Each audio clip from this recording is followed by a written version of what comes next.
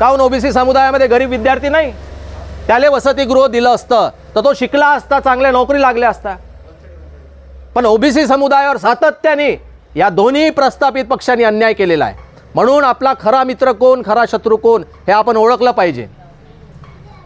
दुसरी गोष्ट अशी की आपल्याला पुढे जात असताना आज ओबीसी समुदायामधला 90% जो समुदाय आहे तो शेतीवर निर्भर आहे.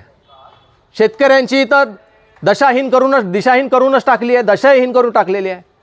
बरोबर जेव्हा तुमच्या पराठी तयार होते तेव्हा ऑस्ट्रेलियावरून, साऊथ आफ्रिकेवरून जहाज कापूस आणते आणि मिल मालकाच्या नड्यात ओतते.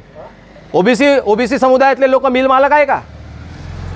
काहून आणते? तुमचे भाव पाडासाठी.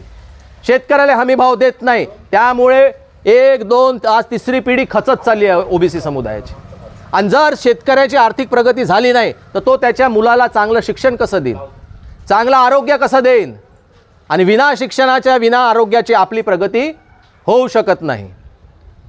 आणि ओबीसी समुदायाला जेव्हा जातीनिहाय जनगणना केल्यानंतर जेव्हा हे समजेल की आपण तर 55% आहो, पण आपल्या 55% पैकी किती टक्के लोकायला शासकीय नोकरी लागली, किती लोकांची सामाजिक स्थिती काय आहे, किती लोकांना घर भेटले, किती लोकांना योजनेचा लाभ झाला, हे ज्या दिवशी आपल्याला माहीत पडेल त्या दिवशी ओबीसी समुदाय पेटून उठल. आणि म्हणून हे षडयंत्री लोक आपली जातीनिहाय जनगणना करत नाही.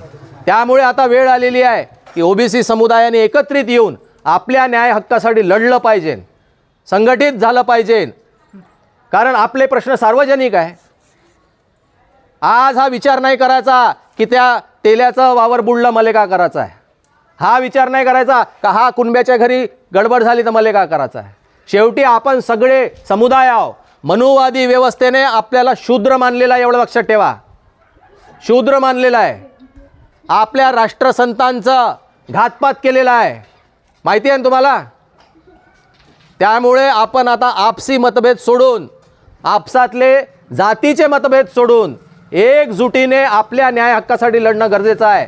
आपल्या मुलांना आरक्षण जर नाही भेटलं तर येणारी भावी पिढी बर्बाद आहे, एवढं लक्षात ठेवा. एकीकडे सरकार पदभरती करत नाही आणि दुसरीकडे फसव्या योजना आणून हजारो कोटी वाटप करते. महाराष्ट्र राज्यावरती पहिलेपासून 7 लाख कोटीचं कर्ज आहे. किती लाख कोटी? 7 लाख कोटीचं कर्ज आहे. तरी पण काय केलं? त्या बहिणींचे, महिलांचे मतं मिळवण्यासाठी लाडकी बहीण योजना आणली. 46,000 कोटी वाटत आहे. 46,000 कोटी. यायले लाडकी बहीण आत्ताच कशी आठवली? 4 वर्ष अगोदर काऊन नाही आठवली? मतांची झाली कडकी म्हणून बहीण झाली लाडकी. बरोबर आहे ना? आणि एकीकडे तुम्ही महागाई वाढवता, सिलेंडरचे भाव वाढवता, गॅसचे भाव वाढवता, मसाल्याचे भाव वाढवता, मोबाईल रिचार्जचे भाव वाढवता, आणि दुसरीकडे हे तुटपुंजी भीक देता आम्हाला. कायले पाहिजे ना आम्हाला भीक? आमचं सरळ म्हणणं आहे, आमच्या बहिणी स्वाभिमानी आहे, आमचा कास्तकार स्वाभिमानी आहे, कष्टकरी लोक आहे.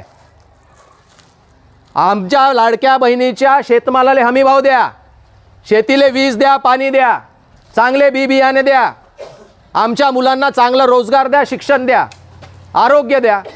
कायले पाहिजे तुमची 1500ची भीक? नाही पाहिजे.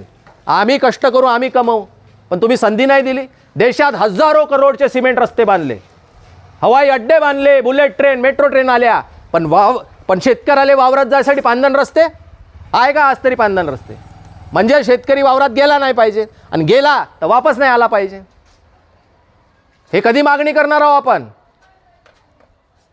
म्हणजे याचा विकास केवळ शहरापुरती सीमित आहे. काहून ग्रामीण भागात भारतातला नागरिक राहत नाही का?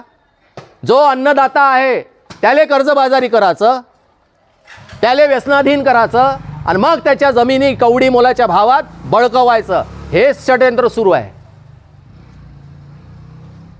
कोरपना तालुका देशात एकमेव तालुका आहे, 4 सिमेंट कंपन्या आहे, पण स्थानिकांना रोजगार नाही. आमचं सरळ म्हणणं आहे, आम्ही अभियान चालू केलं आहे 27 तारखेपासून, माझी माती माझा रोजगार. आमचे पोरं शिकून आहे, ITI करून आहे, डिप्लोमा करून आहे, पदवीधर आहे, पण का करत आहे? रिकामे हिंडत आहे. आणि ते UP, बिहार, बंगालचे पोट्टे येऊन इथं मलाही खात आहे. बाहेरच्या परराज्यातले ठेकेदार येऊन मोठे मोठे ठेके करत आहे, करोडो रुपये कमवत आहे, आणि आमचे लोक रिकामे फिरत आहे. हे आता चालणार नाही.